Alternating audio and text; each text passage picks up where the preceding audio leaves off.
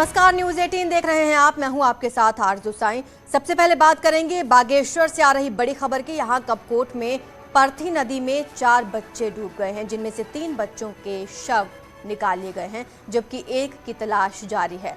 घटना की खबर मिलने के बाद पुलिस और राजस्व विभाग की टीमें मौके के लिए रवाना हो गई हैं। राहत कार्य चलाया जा रहा है। बताया ये जा रहा है कि ये बच्चे नदी में नहाने के लिए गए थे और उसी वक्त ये हादसा हो गया। डूबने से इन बच्चों की मौत हो गई है। 3 शव निकाल लिए गए हैं, एक की तलाश जारी है। वहीं पुलिस और एसडीआरएफ मौके के लिए रवाना हो चुकी हैं, दोनों ही टीमें। बागेश्वर के कपकोट से ये खबर आपको बता रहे हैं, जहां पर ये बड़ा हादसा हो गया। परथी नदी में 4 बच्चे नहाने के लिए गए थे, जिनमें से 3 के शव मिले हैं, एक की तलाश जारी है। हालांकि पुलिस और एसडीआरएफ की टीमें मौके पर पहुंच गई।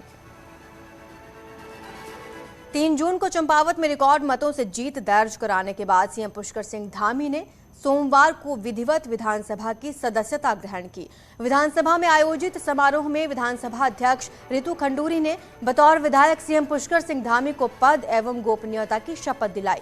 समारोह में बड़ी संख्या में विधायक, कैबिनेट मंत्री, बीजेपी के वर्कर्स पहुंचे हुए थे। इस मौके पर सीएम पुष्कर सिंह धामी ने प्रधानमंत्री मोदी, केंद्रीय नेतृत्व और चंपावत की जनता का आभार जताया। सीएम ने कहा, मैं अपनी पूरी शक्ति से उत्तराखंड के विकास के लिए कार्य करूंगा। उन्होंने कहा कि उत्तराखंड को देश का सर्वश्रेष्ठ राज्य बनाना केवल नारा नहीं है, यह हमारी सरकार का संकल्प है। उन्होंने इसके लिए सभी से सहयोग की भी अपील की और कहा, चुनाव से पहले हमने विजन डॉक्यूमेंट में जो कहा था उस पर हम तेज गति से काम कर रहे हैं।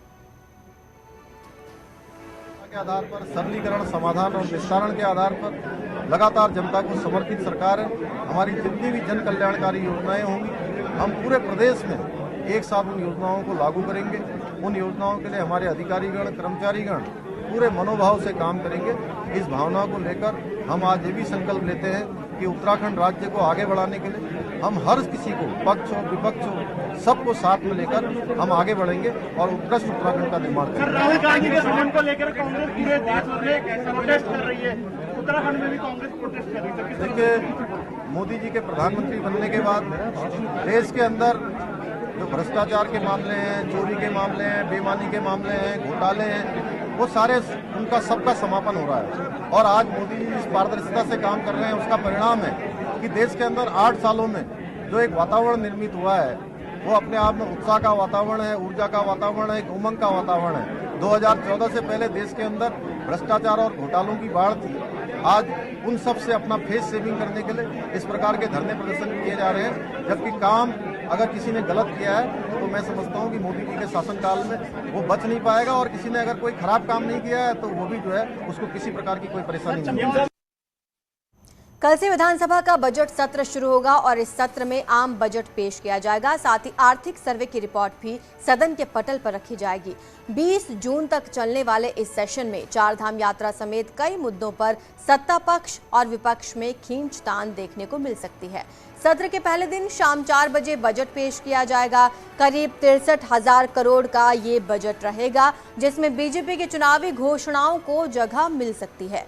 सत्र से पहले आज कार्य मंत्रणा समिति की बैठक हुई। सर्वदलीय बैठक भी बुलाई गई, जिसमें पहले 3 दिन का कार्यक्रम तय किया गया।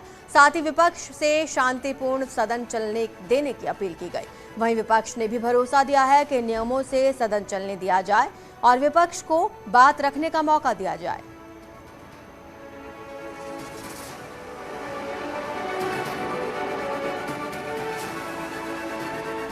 सुचारू रूप से, अच्छे तरीके से पहले तो क्वेश्चन आवर को करें, क्योंकि क्वेश्चन आवर बहुत एक इम्पॉर्टेंट अंग है इस पूरी कार्यवाही का। और उसके बाद चर्चा में सब भाग लें, अच्छी तरह से लें, शांतिपूर्वक लें, ऐसा मैंने निवेदन उनसे किया। कल से शुरू हो रहे विधानसभा सत्र में सदन के पटल पर बजट पेश किया जाएगा। वित्त मंत्री प्रेमचंद अग्रवाल का कहना है कि बजट संतुलित होगा, जिसमें युवाओं, महिलाओं, रोजगार समेत हर सेक्टर का ध्यान रखा गया है। बजट को लेकर वित्त मंत्री ने न्यूज 18 से एक्सक्लूसिव बातचीत की, सुनिए। निश्चित रूप से सभी वर्गों का इसमें हम लोग ध्यान रख रहे हैं, और जैसा आप जानते हैं कि चाहे युवा वर्ग हो, चाहे हमारे बेरोजगार हो, अपेक्षा करता है कि उनके हित का ये बजट हो।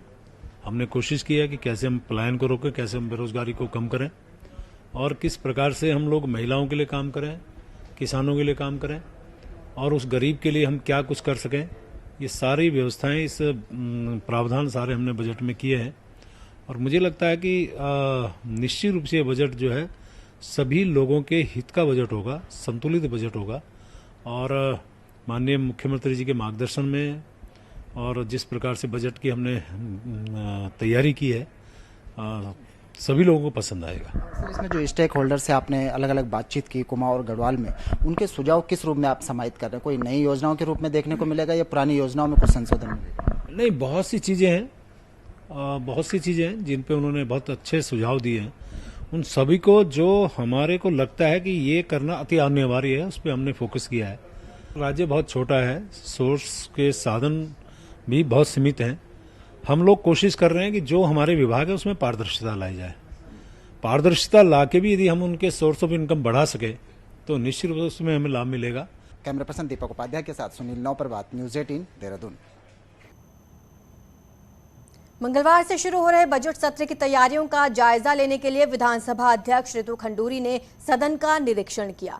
विधानसभा अध्यक्ष ने सभा मंडप के भीतर बैठने की व्यवस्था से लेकर साउंड सिस्टम के बारे में जानकारी अधिकारियों से ली। इस दौरान विधानसभा अध्यक्ष ने लाइव चलने वाली सदन की कार्यवाही के संबंध में भी अधिकारियों से जानकारी ली।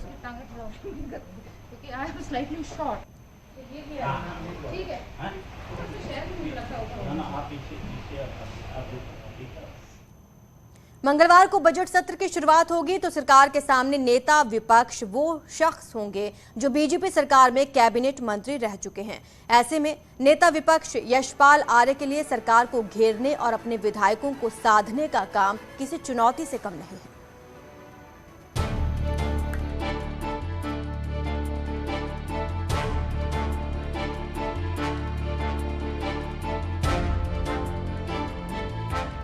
उन्नीस विधायकों वाली कांग्रेस का विपक्ष में नेतृत्व इस बार सबसे सीनियर नेता यशपाल आर्य करेंगे और मंगलवार से शुरू होने जा रहा बजट सत्र बतौर नेता विपक्ष यशपाल आर्य के लिए किसी चुनौती से कम नहीं होने वाला। वैसे यशपाल आर्य के पास अनुभव की कमी भी नहीं है। विधानसभा स्पीकर से लेकर प्रदेश अध्यक्ष तक और विधायक से लेकर कैबिनेट मंत्री तक की जिम्मेदारी संभाल चुके हैं, लेकिन नेता विपक्ष की जिम्मेदारी पहली बार है जिसमें उस बीजेपी सरकार को घेरने का काम करना है जिसमें बीते 5 साल वो खुद भी मंत्री रहे। वहीं कांग्रेस के 18 विधायकों को एकजुट करके रखना भी बड़ा चैलेंज है ताकि मित्र नहीं मजबूत विपक्ष का मैसेज जाए। यशपाल आर्य का कहना है कि वो चुनौती के लिए तैयार है। महंगाई बड़ा मुद्दा है, पलायन बहुत बड़ा मुद्दा है, गैरसैंण सत्र, विधानसभा का सत्र गैरसैंण में होना, ये सबसे बड़ा मुद्दा है। इनकी प्रतिबद्धता क्या है इस बात को दर्शाता है। तो हमारे पास बहुत सवाल हैं और भारतीय जनता पार्टी सरकार को, उत्तराखंड की सरकार को सदन में जवाब देना होगा। और 2022 की नई विधानसभा के पहले सत्र में हरिद्वार ग्रामीण से विधायक अनुपमा रावत अलग लीग पर चलती दिखी। वहीं जब नेता विपक्ष यशपाल आर्य ने अपना पद संभाला तब कुछ विधायक दूरी बनाते हुए दिखे। हालांकि अब सब कुछ ठीक होने की बात कही जा रही है। पार्टी के साथ है। उस समय भी पार्टी का जो दायित्व था, विपक्ष में हमको मैंडेट मिला है बैठने का, तो हमने उसी का पालन किया। और महंगाई और अदर जो मुद्दे थे, जिस तरीके से भाजपा जब से दोबारा सत्ता में आई है, लोगों का और कांग्रेस के वर्कर्स का उत्पीड़न जगह जगह हर विधानसभा में किया जा रहा है, उसके खिलाफ भी हमने मोर्चा खोल के रखा। नहीं, यशपाल आर्य क्या है, हम पूरा 19 के 19 विधायक एक हैं। यशपाल आर्य कोई विशेष है क्या? सारे के सारे हम एक हैं। 19 के 19 विधायक हम सब एक है। जो हमारे सदन में जो तय होगी उसके अनुसार कार्य करेंगे। कांग्रेस विधायकों की बातों से लगता है कि नेता विपक्ष यशपाल आर्य के लिए अपनों को साधना भले ही थोड़ा आसान हो, लेकिन उस सरकार को घेरना इतना आसान नहीं होने वाला जहां पिछली सरकार में वो खुद मंत्री थे। दीपांकर भट्ट, न्यूज़ 18 देहरादून। कांग्रेस नेता राहुल गांधी नेशनल हेराल्ड मामले में एनफोर्समेंट डायरेक्टरेट यानी ईडी के सामने पेश हुए तो देश के अलग अलग राज्यों में राहुल गांधी के समर्थन और ईडी के विरोध में प्रदर्शन हुए। राजधानी देहरादून में भी एनफोर्समेंट डायरेक्टरेट के ऑफिस के बाहर कांग्रेस नेताओं ने प्रदर्शन किया। करीब 3 घंटे तक कांग्रेस नेता सेंट्रल एजेंसी के इस कार्रवाई का विरोध करते रहे और राहुल गांधी के खिलाफ नेशनल हेराल्ड केस में कार्रवाई के पीछे केंद्र सरकार को जिम्मेदार बताया। इसी प्रदर्शन के दौरान कांग्रेस नेता ईडी ऑफिस के गेट पर चढ़ गए, जिसके बाद पुलिस ने सभी नेताओं को हिरासत में ले लिया। हालांकि बाद में सभी को रिहा भी कर दिया गया। देहरादून में प्रदर्शन का नेतृत्व कांग्रेस प्रदेश अध्यक्ष करण माहरा ने किया, जबकि सीनियर नेताओं में नेता विपक्ष यशपाल आर्य, प्रीतम सिंह, भुवन कापड़ी, रणजीत रावत और महिला प्रदेश अध्यक्ष ज्योति रौतेला समेत कई विधायक मौजूद रहे। ऐसे व्यक्ति से इस केस को जिंदा किया गया। मैं आज की घटना को गौरी लंकेश की हत्या से जोड़ता हूं। आज चौथे स्तंभ की हत्या करने की कोशिश हो रही। नेशनल हेराल्ड वो पेपर है जिसको 1937 में स्वतंत्रता संग्राम आंदोलन को ताकत देने के लिए पैदा किया गया था, जिसको अंग्रेजों ने बंद करने की कोशिश की। उस नेशनल हेराल्ड को घाटे से उबारने के लिए, उसको दोबारा जिंदा करने के लिए कांग्रेस ने 90 करोड़ का लोन दिया।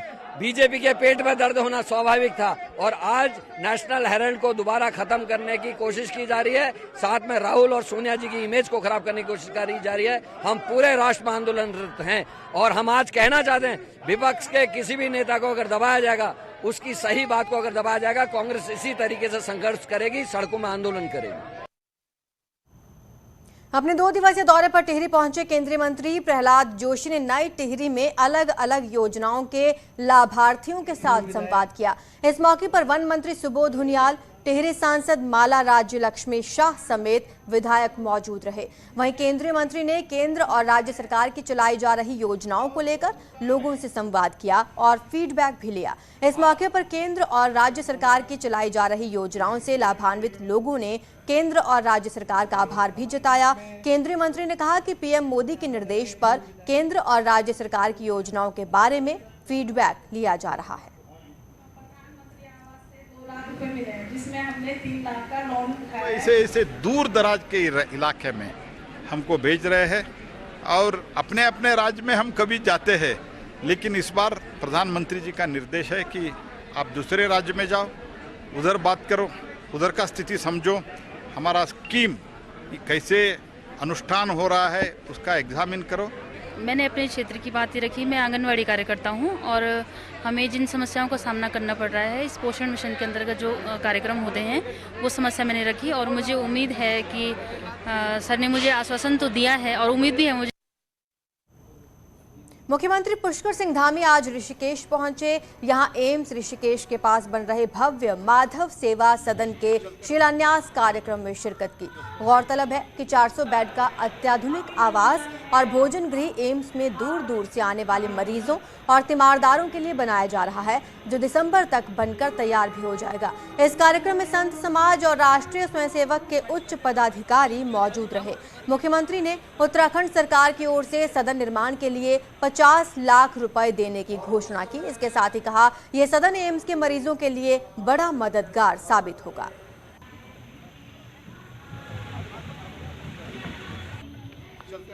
प्रकल्प शुरू हो रहा है और इस सेवा के प्रकल्प के शुरू होने से माधव सेवा विश्राम सदन, इसके बनने से आने वाले जो हजारों लाखों यहाँ पर जो बीमार लोग हैं, उनके तीमारदार हैं, उन सभी को यहाँ पर सुविधा मिलेगी और इसमें सभी को सहयोग करना चाहिए। सभी को आकर उत्तराखंड सरकार भी इसमें सहयोग कर रही है, हम भी सहयोग करेंगे।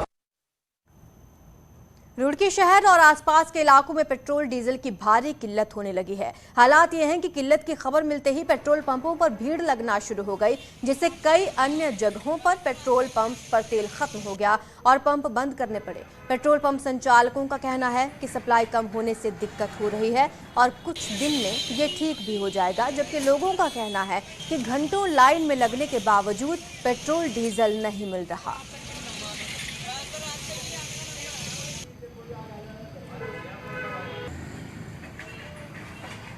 हो गया, वो आया छठे पे, वहाँ से आया, उधर से नहीं है, उधर दूसरे पेट्रोल पंप से आया, अभी यहाँ आया रोडवेज से। एडम तिराहे पे जो है ना हमारा चौराहा, उस पर पेट्रोल नहीं है, उस पर गया, उस पर नहीं है। वर्तमान में देख रहे हैं यहाँ नहीं है, ये डाल रहे हैं अलग है, वो क्या बात है, क्या व्यवस्था होंगी, है ही नहीं। सब मना कर रहे हैं कि पेट्रोल नहीं है, पीछे से पेट्रोल नहीं आ रहा। ये तो परसों से दिक्कत चल रही है भैया, परसों भी थी, कल भी, और आज तो कुछ ज़्यादा ही हो गई। आज तो बंद ही कर दिया पेट्रोल देना।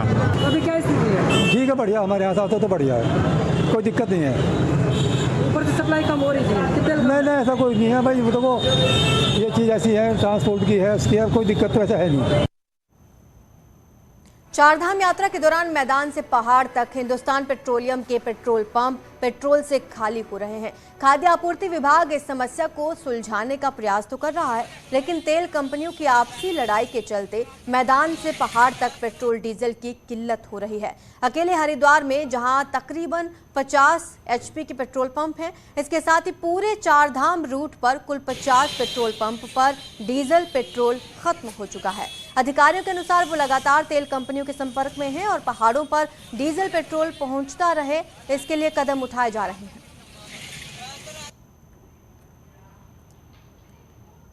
केवल 3 कंपनियों में से केवल एक कंपनी में डीजल की शॉर्टेज है एचपीसी के पास, बाकी बीपीसी और आईओसी के पास पेट्रोल पंपों पर खूब पर्याप्त मात्रा में पेट्रोल और डीजल है और वो भी जो है उनके अधिकारियों से नियमित संपर्क बना रखा है, लगातार संपर्क किया जा रहा है और उनकी जो समस्या है स्टॉक की उसे शॉर्ट आउट करने का प्रयास किया जा रहा है, वो भी जल्दी शॉर्ट आउट कर ली जाएगी।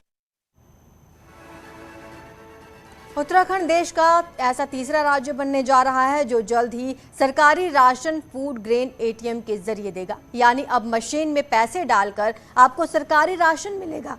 क्या है सरकार की नई स्कीम, इस रिपोर्ट से समझिए। देवभूमि की जनता को सहूलियत देने के लिए उत्तराखंड सरकार राज्य के राशन कार्ड धारकों को सरकारी राशन फूड ग्रेन एटीएम के जरिए देने वाली है, यानी जिस व्यक्ति के पास राशन कार्ड होगा वो सरकारी राशन को मशीन के जरिए ले सकेगा। और पहले फेज में देहरादून के धर्मपुर में पायलट प्रोजेक्ट के तौर पर फूड ग्रेन एटीएम सरकार लगाने जा रही है। जिस तरीके से एटीएम डाल के हम अपने पैसे निकाल सकते हैं, ठीक उसी तरीके से फूड एटीएम आपके पास में होगा और उस फूड एटीएम से आप अपना चावल और गेहूं जो आपको अलॉटेड आपको सामग्री होगी वो आप उसमें से निकाल सकते हैं। कई बार लोगों को सरकारी राशन के लिए लंबी लंबी लाइनों में खड़ा होना पड़ता है, लिहाजा लोगों की दिक्कतों को दूर करने के लिए फूड ग्रेन एटीएम का प्लान तैयार किया गया है। तरीके से एटीएम कार्ड से आप अपना पैसा विड्रॉल कर सकते हैं, ठीक उसी एटीएम फूड एटीएम से आप अपना खाद्यान्न ले सकते हैं और निश्चित रूप से भीड़ कमी होने के साथ साथ में मैन पावर की भी समस्या इसमें नहीं रहेगी और साथ साथ में जो क्वांटिटी हमें कम मिलती है उसकी भी शिकायत नहीं रहेगी। तो ये व्यवस्था जो है खाद्य विभाग करने जा रहा है। उत्तराखंड सरकार के फूड ग्रेन एटीएम से लोगों को कितनी सहूलियत मिलेगी ये देखने वाली बात होगी, लेकिन फिलहाल सभी को फूड ग्रेन एटीएम का इंतजार है। न्यूज़ 18 के लिए देहरादून से भारती सकलानी उनियाल की रिपोर्ट।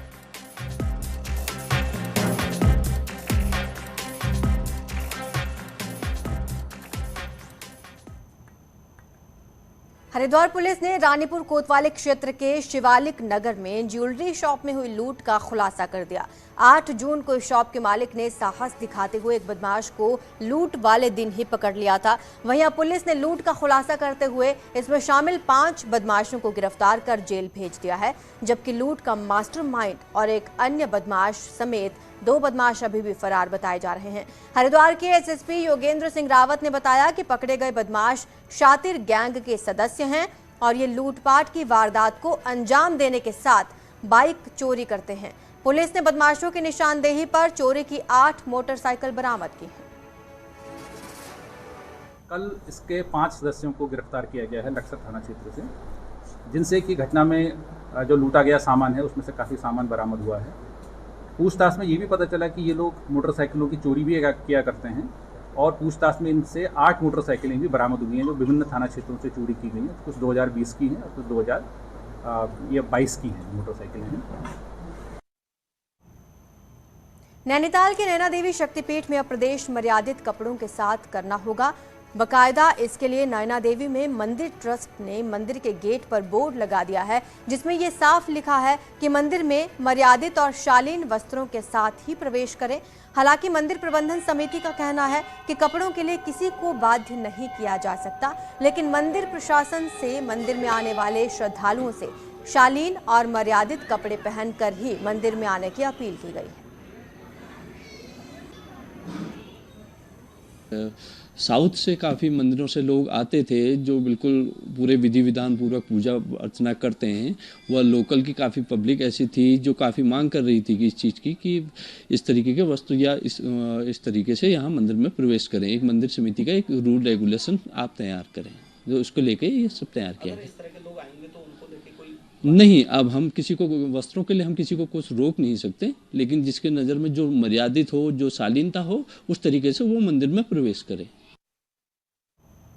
रुद्रपुर के रोडवेज बस अड्डे का जिलाधिकारी और अपर जिलाधिकारी ने औचक निरीक्षण किया। रोडवेज परिसर में यात्रियों के लिए पीने के पानी का इंतजाम नाकाफी था। इसके साथ ही शौचालय गंदे थे और भीषण गर्मी में भी कई पंखे खराब मिले। रोडवेज परिसर में यात्रियों के बैठने की भी व्यवस्था ठीक नहीं थी। इन सब अव्यवस्थाओं पर चिंता जाहिर की गई और अधिकारियों को खामियां ठीक करने के निर्देश दिए गए। इस दौरान यात्रियों ने दुकानों में तय रेट से अधिक पर सामान देने की भी शिकायत डीएम से की, जिसके बाद डीएम ने दुकान में रेट लिस्ट ना होने और फूड लाइसेंस ना होने पर दुकान को बंद करने के निर्देश दिए। पीने की सुविधा अच्छी नहीं है, बैठने की बेंचेस भी प्रॉपर नहीं हैं और फैन वगैरह भी ढंग से नहीं चल रहे हैं।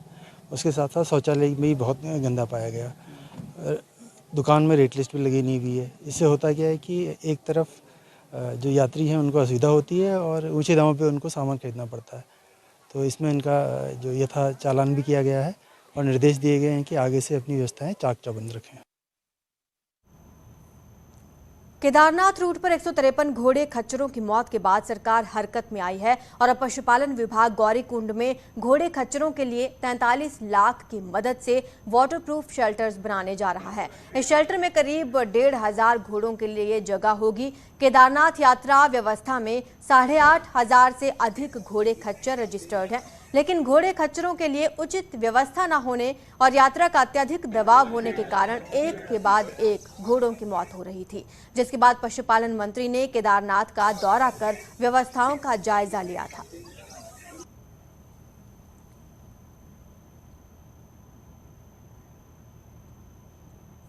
घोड़े खच्चरों की मौत के बाद अब एक्शन में है प्रशासन और 153 घोड़े खच्चरों की मौत के बाद अब जाकर ये फैसला लिया गया है, जहां पर शेल्टर बनाया जाएगा। 43 लाख में ये पूरा वाटरप्रूफ शेल्टर बनाया जाएगा। आपको बता दें कि इस शेल्टर में 1,500 घोड़ों के लिए जगह होगी।